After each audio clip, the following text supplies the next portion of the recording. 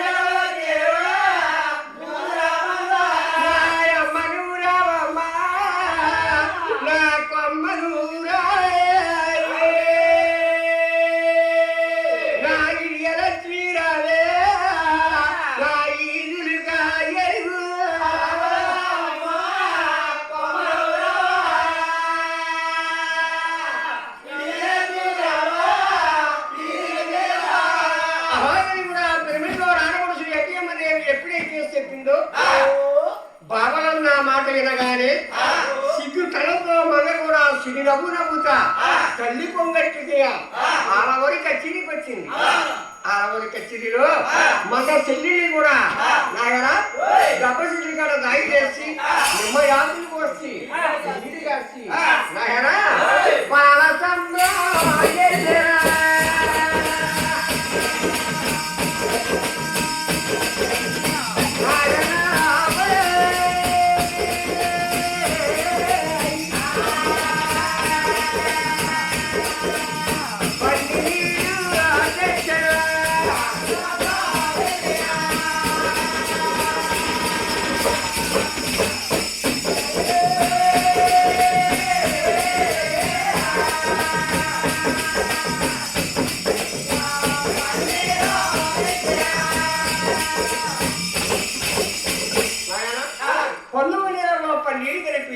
అడ్డుడి నీళ్ళలో వస్త్ర కలిపి సీకాయ మాకాయ సత్తల నూనె అవకాయ చేపట్టి నలుగురు పెట్టి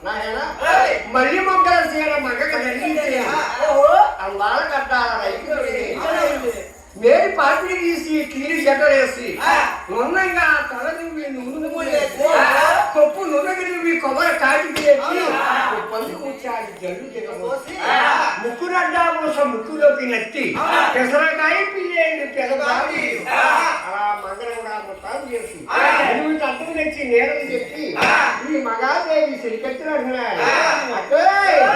నువ్వు అడగట్టి కల్లా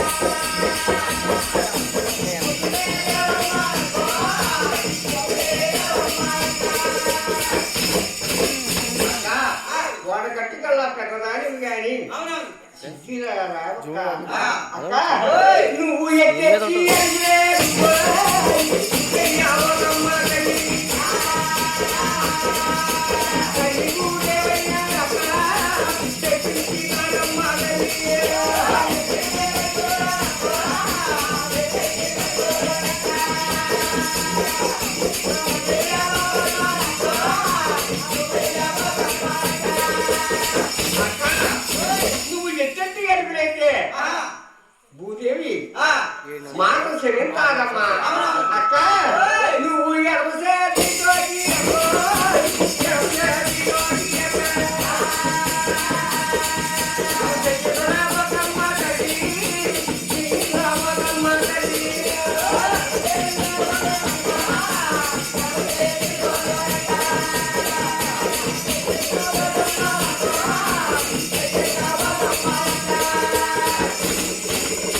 అక్క నువ్వు చేతిలో శంకెత్తి చేయించితే అక్క చీరి లోపల బామలున్నాడు. అక్క నీ గాలిరా సత్తిరి అక్క నీ గాలిరా సత్తిరి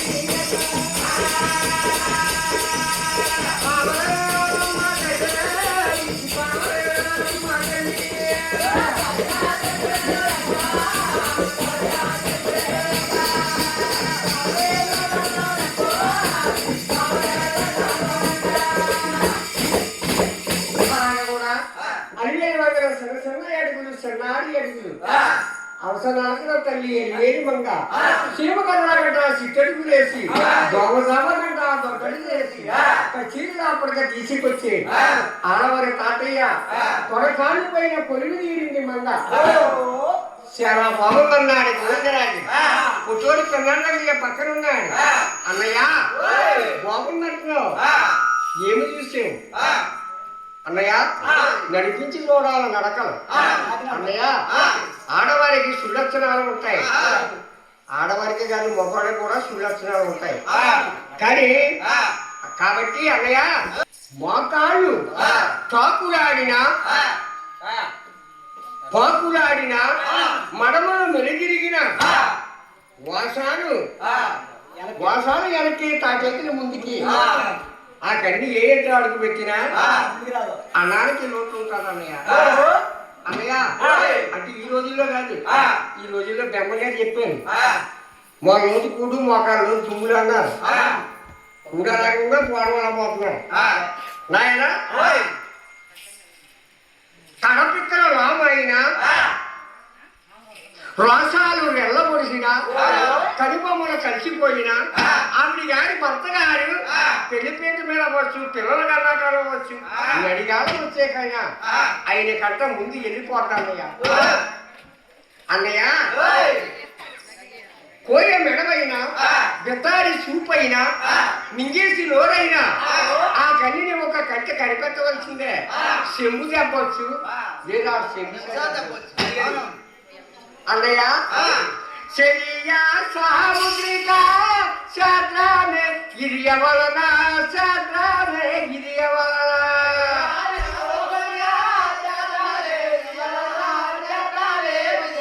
నాయరికాలు నాయరికాలు అరికాలు చూడి ఉన్న అత్తకే గండవమ్మ అత్తకి గండవమ్మ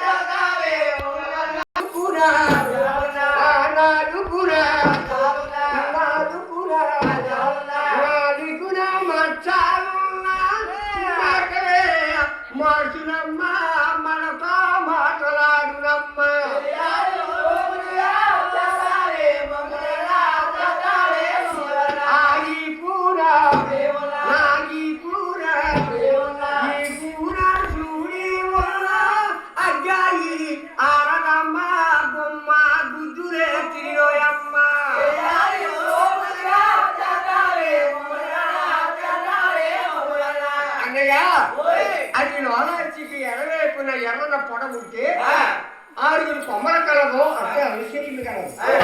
అంటే నాయన ఈ రచనలో ఒక్కొక్కరికి ఒక 3000 మంది ఉండొచ్చు నాయన. కాబట్టి ఆడడానికి కావాల్సిన అవసరం ఏంటంటే అధికారి కావాలి పట్టం ఉండాలా, ఈపుని వింజామణ ఇగుడు ఉండాలా, సిద్ధామణి రేఖలు ఉండాలా, ఒడ్డిని పున్నాడి పుష్పం ఉండాలా. కాబట్టి అన్నయ్య నువ్వు నడిపించి చూడాలా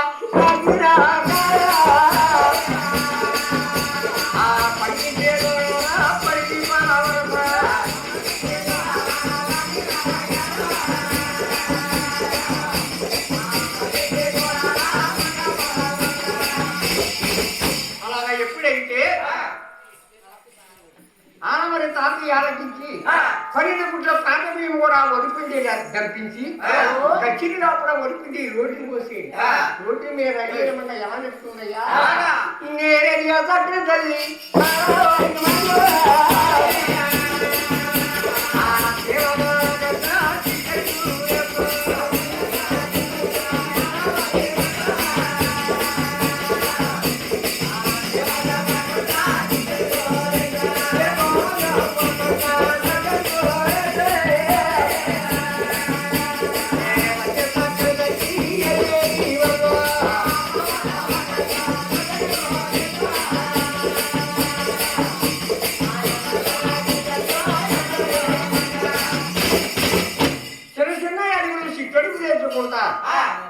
అది వేరమంట. ఎప్పుడైతే చక్కగా నడుపుతున్నావు తమ్ముడు కర్ణాటకయ్య నువ్వు అన్న సులక్షణాలు ఏమైనా ఉన్నాయ్యా అన్నయ్య?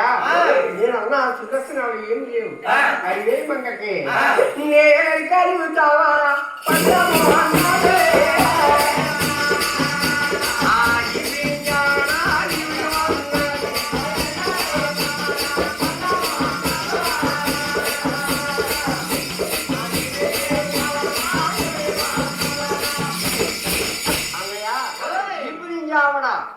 ఇవుడి ఉన్నాడు, అడుగాలు తామర పద్దం ఉన్నాడు, నొట్ట సిద్ధామణి లోకానికి నేరన్నయ్య మాయన్న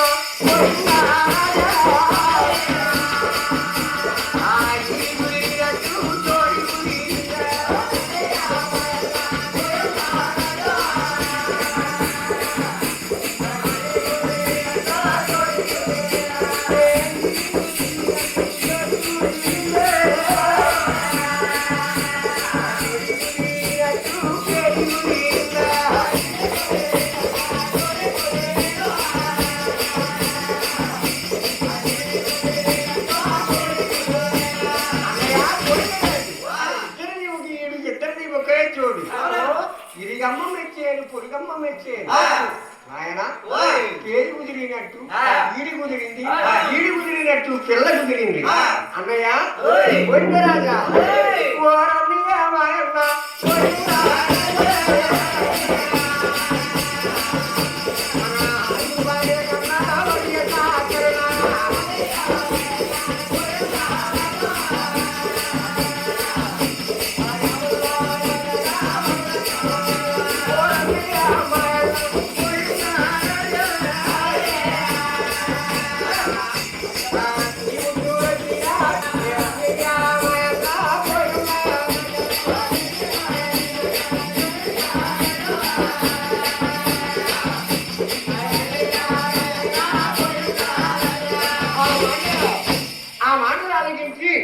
గోవిందరాజులు కూడా ఆయన తాతయ్య తాతగారు నేను తాతయ్య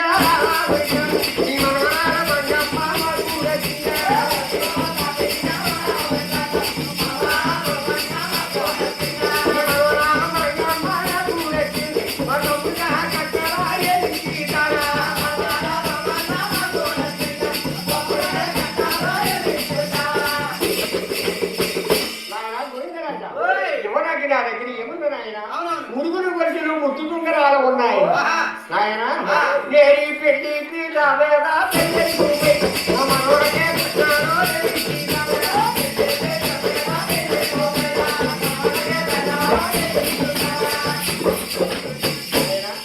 పెళ్లి పీటల మీద పెళ్ళికి పడిన నా మనముడికి ఆ సెలవు ఉన్నాయి చెప్పగానే నాయన దోటకారాయి దగ్గరికి వెళ్ళేది నేను మామయ్య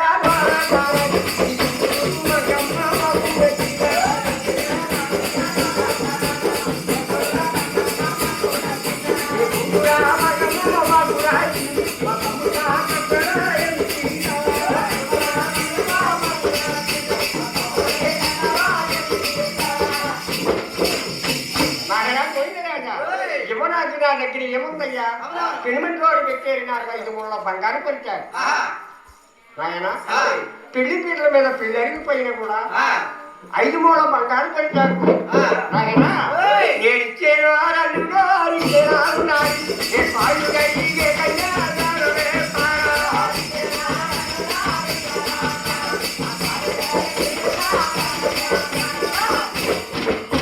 నాయన కాళ్ళు కడిగి కన్యాదానం ఇస్తానయ్యా చాలా బాగుందన్నాడు ఎటువంటి వాడు ఆడవచ్చు ఎగ్రిమెంట్ దగ్గరికి వెళ్ళేది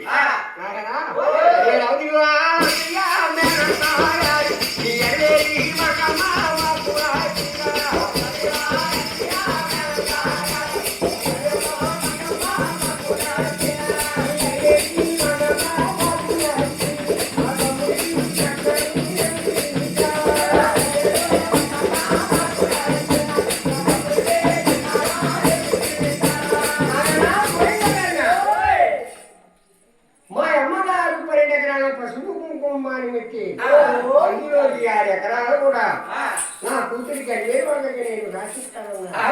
ఓ చాలా బాగున్నాయి కట్టకాలు అలాగే చెప్పి బాబా పిల్లడి దగ్గరికి వెళ్ళి బాబా పిల్లడిగా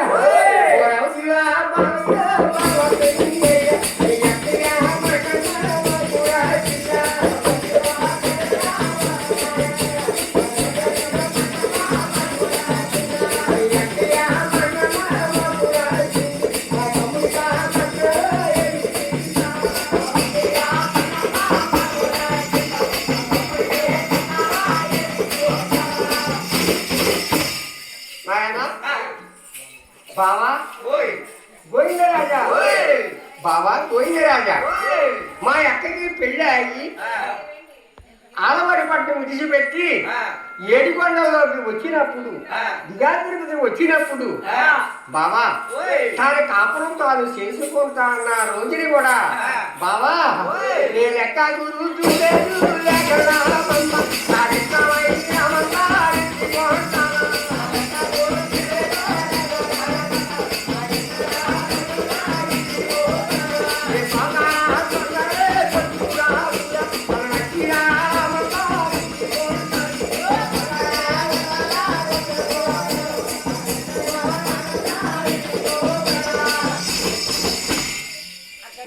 కట్టకాడుకులు చాలా బాగున్నాయి అలాగని చెప్పి తాతగారు బ్రాహ్మణులు పిలిపించి నాయన జాతక వరాలు చూడమన్నారు.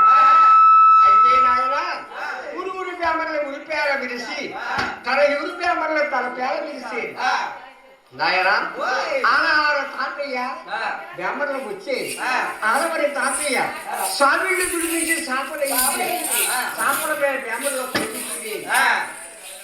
తాతగారు మమ్మల్ని కబురు చేసిన కారణం ఏంటండి అన్నారు. నాయన బాలకి బాలుడికి జాతక బలాలు చూడండి అన్నాడు. నాయన అదిగా ముచ్చా పుస్తకమే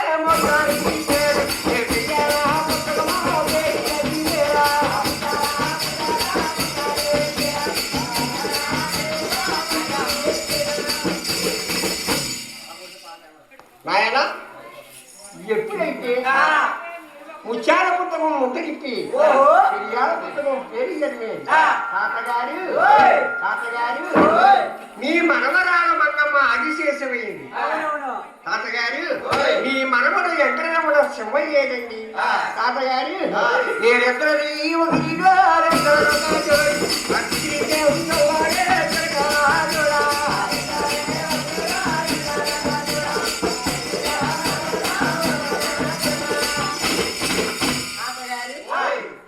మీ మనవరాల మంగమ్మ ఆదిశేషవా మీ మనవడు వెంకటరమణ మీ మనవడి పేరేంటండి మీ మనవరాల పేరేంటండి నాయన మా మనవరాల పేరు వరిమిరి మంగమ్మ నా మనవడి పేరు ఎగ్గరవడముత్తన్నాడు ఆకు తెచ్చి ఆకు తిరగేసి మళ్ళీ చదివినప్పుడు తాతగారు నీ మనవడు వెంకటరమణ సింహమైనాడు నీ మనవరాల మందమ్మ ఆదిశేషమైంది తాతగారు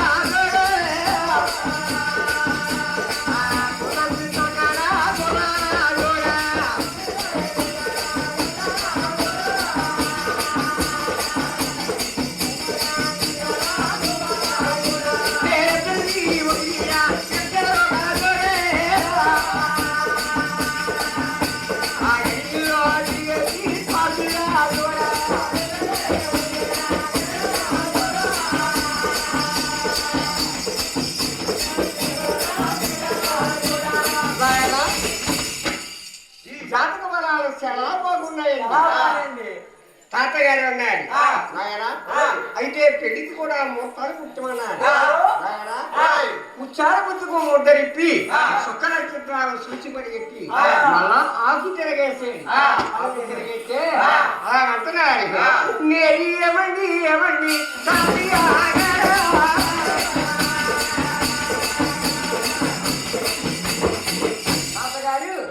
శుక్రవారం నాడు సుతా పంచమి నాడు పొగ 10 గంటలకి లగ్గం వచ్చింది తాతగారు శుక్రవారం నాడు సుతా పంచమి నాడు పొగ 10 గంటలకి నే పొగ 10 గంటలుగా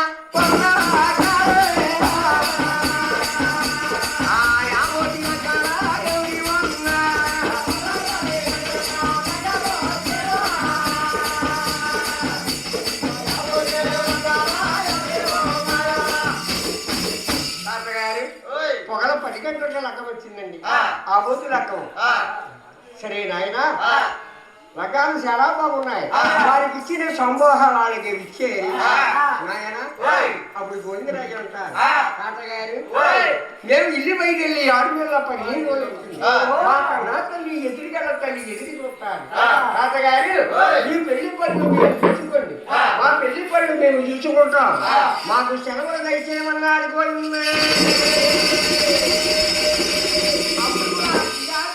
విడిచిపెట్టి ఆలవరి పట్టాలు విడిచిపెట్టి దిగా తిరుపతి కూడా వస్తున్నాడు అటువంటిదప్పుడు కూడా నాయన కన్నా తల్లి శివద్వారం కాడ పట్టుకుంది నా బిడ్డలో 6 నెలల 15 రోజులు పుట్టింది ఎలాగున్నారు ఏటో ఎలాగున్నారు ఏటో ఎలాగున్నారు ఏటో అని బాధపడుతుంది నాయన కన్న బిడ్డల్లా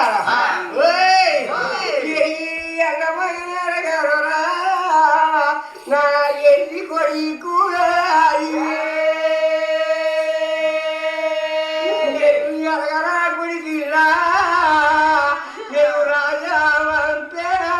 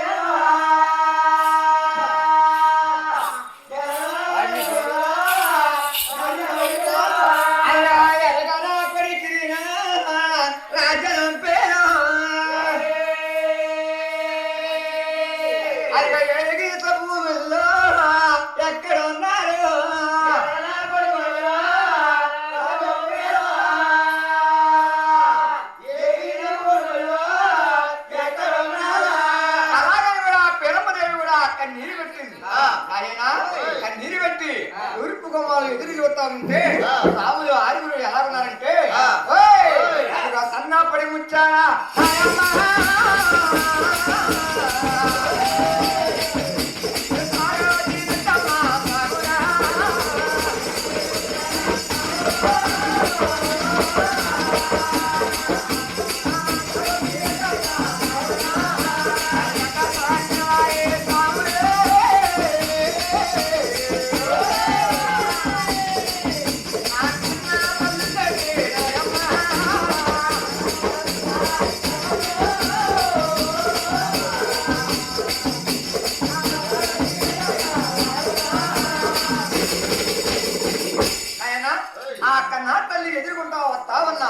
కొడుకులకి ఎదురు కూడా వెళ్ళి అలా అంటా ఉన్నారు. ఆయన గోవిందరాజా అదిగో ఏమి నా కొడుక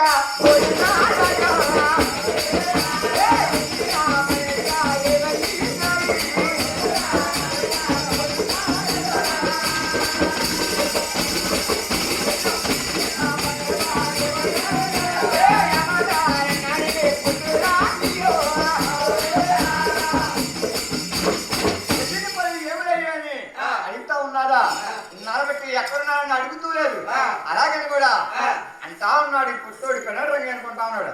అప్పుడు కూడా గోవిందరాజు గారు ఏమంటున్నారంటే అమ్మా అమ్మా పెరమలవి ఎక్కడికి వెళ్ళామో చెప్తాను ఆలకించమ్మా. అలాగని కూడా అంటా ఉన్నాడు. అమ్మా అమ్మా ఉత్తర పారారా